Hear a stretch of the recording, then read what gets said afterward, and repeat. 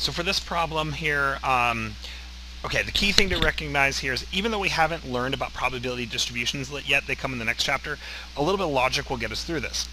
If we're talking about conventionally grown produce, the probability that it having no pesticides, a single pesticide, or multiple pesticides, these probabilities better add up to make 100%, or 1 if it's in decimal form.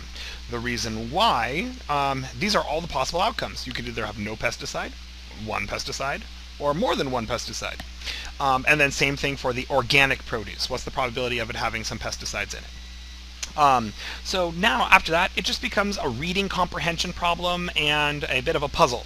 So you just have to go through it and say, okay, they say samples from more than 20 cups show that 76% of conventionally grown foods had residues from at least one pesticide. So at least one means one or more. So therefore I know this block and this block better add up to make 76%.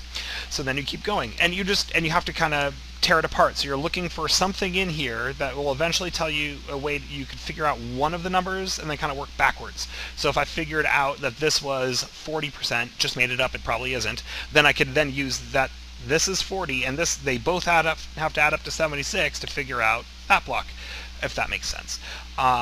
So there you go. It's just kind of read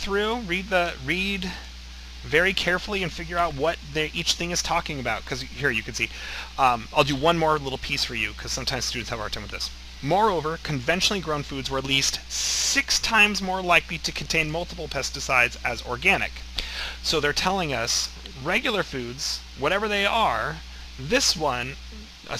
and pesticides, when you compare them, whatever the value is, this one is 6 times more.